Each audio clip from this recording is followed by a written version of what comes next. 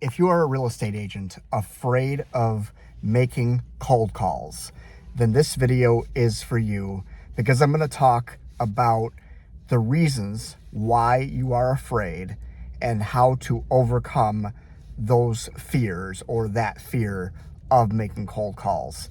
So number one, the first thing that you might be afraid of is, well, man, I've never done this before. How do I get data? Like, how do I get the names and numbers of people to call? Well, at least the way that I do it, and the way that a lot of people do it, is I buy them from a data broker. Maybe that's not the right term, but I'm talking about companies like Mojo Selling Solutions, RedX, Vulcan 7, LandVoice, things like that. That's how I get the data. Number two, what you're also going to be concerned with is like what to say. You're like, man, I have this data. I know I need to make the calls. I want to make the calls so I can make $100,000 a year in real estate, or whatever your income goal is. And you're like, man, like, I don't know what to say. And so you need a script. And so there are lots of different scripts you can Google. I found a script that Ricky Carruth used or taught, and then I adapted that. Ricky Carruth specialized, at least for most of his, as a single agent, specialized in circle prospecting, and that's what he taught in his real estate free coaching that he offers on YouTube and whatnot. And that's the script that I used, and then I adapted it to fit my needs. So once I had the data, like, that solves that fear of how to get the data, because it's not familiar to you before you do it. Number two, I was like, I don't know what to say. And then I'm like, oh man, like, I see this guy, and I learned the script, and I see from his calls that it works. And, it's built him a $1 million business. And I'm like, okay, so now I'm going to use his script. So that resolves the fear of, what am I going to say on these calls? Now, there is another fear about, like, what to say if the property owner gives you different responses. But I've watched Ricky Carruth a lot, and that's what I learned, is kind of how to overcome those responses. Overcome them is not really the right word, because that script and the script that I use is not based on overcoming objections, really. It's more relationship based as opposed to transaction based. So, I know what to say. And then here's the thing. Now you're like, okay, well, how do I get good at this script that I have, right?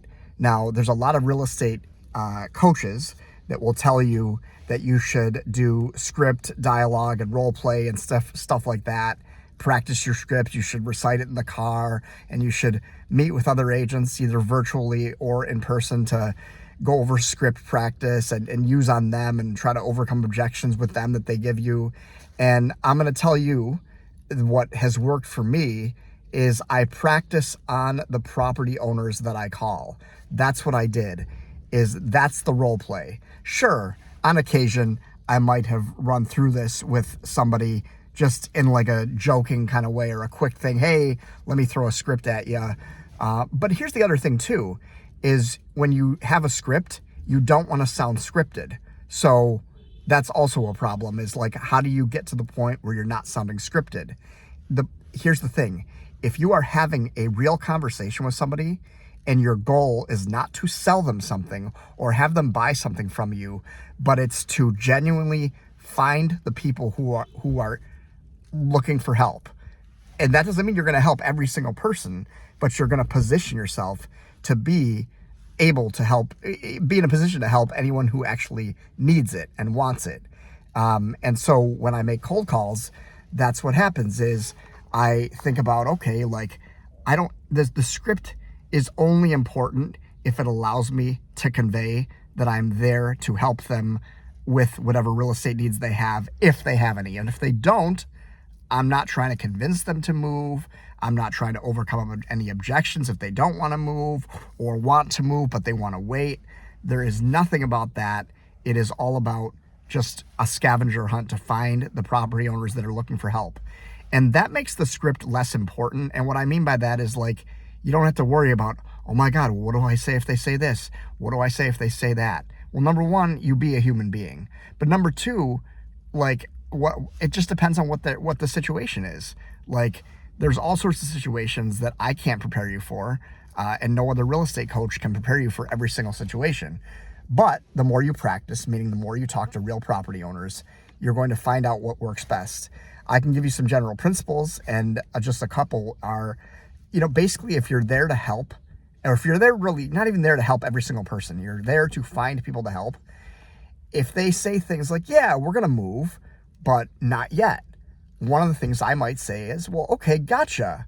Are you going to do that in the next 3 to 5 years, or is it a little further out? Or I'll say, are you going to do that in the next 3 to 5 years, or is it a little hard to say? And then they'll tell me, right? So the point is, the way to overcome this fear of talking to people and what they're going to say and how to handle it, a lot of it comes down to, like, literally just having the conversations and getting the reps in, and you're going to become more and more desensitized to what they say. Number one, desensitized meaning it's not going to offend you or hurt you, or get you rattled, because some property owners will say things. If you're new to this, some property owners will say things that might get you a little bit rattled, if you're human and have a pulse.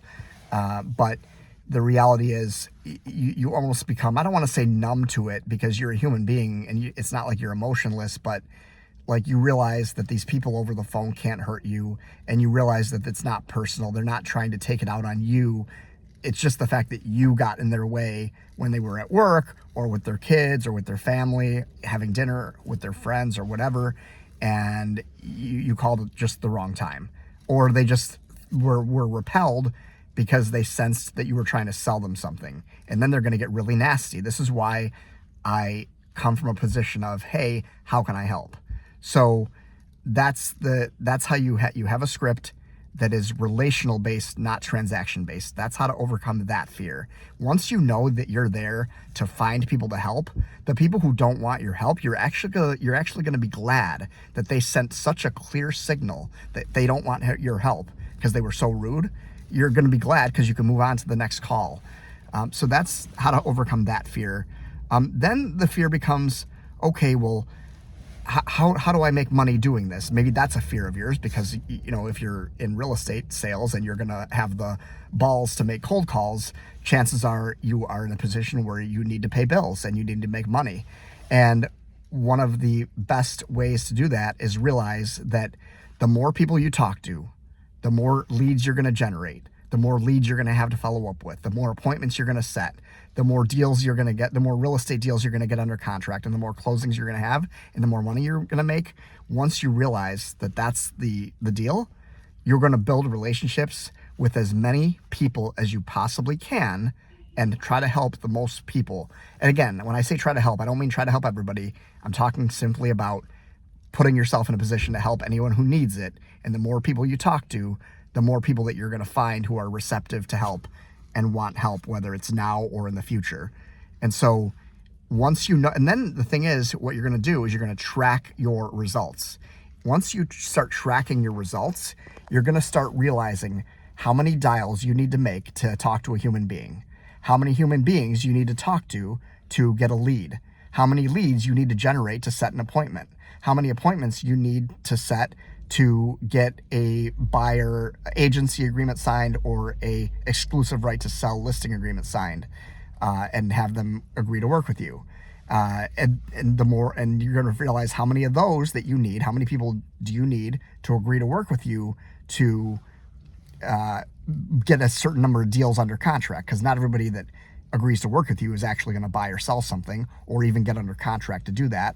So you're going to have to realize how many people that's going to take. And then once you realize, then you're going to keep track of how many deals you're going to get, you need to have under contract. Like what percentage of the deals that you get that go under contract, where they're under contract to buy or sell a property, how many of those are going to close? Once you have that, it becomes a math problem. Every single day when you wake up and you're getting ready to make your cold calls, you're going to realize, hey, all I have to do as dial the phone X amount of times and talk to X amount of people. And then it's a domino effect. The rest of the numbers take care of themselves. And that solves the problem of, man, can I make money doing this? And how much money? Now, even further, to further remove that fear, you can also realize, how much money do you want to make selling real estate? Once you realize how much money you want to make selling real estate, you can basically like figure out, okay, well, what average price point do I need to call? Like, what property owners do I need to speak with? Do I want to speak with property owners who own a $100,000 home, or do I want to speak with property owners who own a $300,000 home? And here's the thing: you're going to help everybody. If you want to work in a luxury market, but somebody reaches out to you and says, "Hey, I want to sell my $200,000 home," you're not going to turn them away. The point is, your target market is going to be at whatever price point that you want. Now, there are negatives and positives to choosing different price points. Like, obviously, there's more, the lower the price point, the more homes and homeowners are available to talk to at that price point. So you're going to be able to find somebody to help. If you're looking at $1 million and up homes, not everybody owns a $1 million and up home. Not as many $1 million homes exist as lower priced homes. So you're going to have less of a pool to call from, which might mean less opportunities, but you only need to convert a certain amount of opportunities of those to even make a decent living. So you kind of have to weigh the odds there. What I personally like to do, and again, this is to remove fear. This is all going back to removing your fear of cold calling. Is what I personally like to do is call average price point in the market, and maybe a little bit above, and maybe a little bit below. And then sometimes I like to take, the occasional call at the super high price point, just to kind of see, because sometimes it takes a certain level of skill to talk to them, and they're people, so it's not that different, but sometimes they have a little less tolerance for a cold call. So again, we're going to go back to the things that you're going to do to remove your fear. Number one, you're going to get the data from a data broker. Number two, you're going to get a script that you're comfortable with.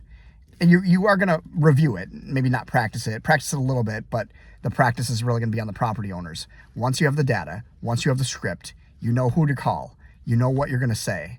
And the more people you talk to, you're going to get better at knowing what to say. And again, your goal is to build relationships. That's the other thing too. Have the right mindset. Don't have the mindset that you're going to close deals here. Have the right mindset that you're going to build relationships and try to help people who are looking for help.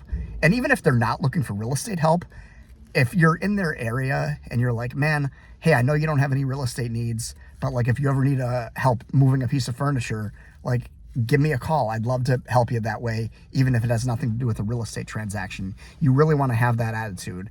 And then you're going to track your numbers. So you start to know what kind of results you're getting from talking to X amount of people, dialing the phone X amount of times.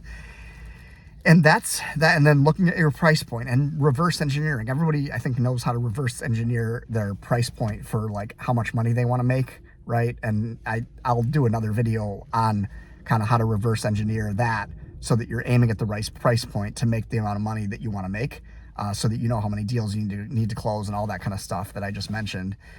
So that's what I do. That's what I would do to remove the fear. The more calls you make, the less fear you're going to have. I've been making cold calls for about 11 and a half years, something like that. And the question becomes, do I still get afraid? I would say I get some sort of mild trepidation about making cold calls, even though I've made thousands and thousands and thousands and maybe even 1 million calls in my career. I still get some trepidation, but it's not enough to paralyze me. It's not enough to not keep me going. I don't have to mentally do gymnastics in my head to get myself to call. Sometimes I do, because it does take a discipline to call on a regular basis, because it's a grind, and you're not going to get instant gratification 9 times out of 10. So it is a grind in that regard, and I struggle with that. But as far as the fear, it's there. It's like so minuscule that I can just walk through it. I hope that helps. If you guys have any questions, put them in the comments. If you think that there's another better approach, put those in the comments as well. I'm happy to help. If you like this even more, A subscribe wouldn't hurt me either. And thanks for watching.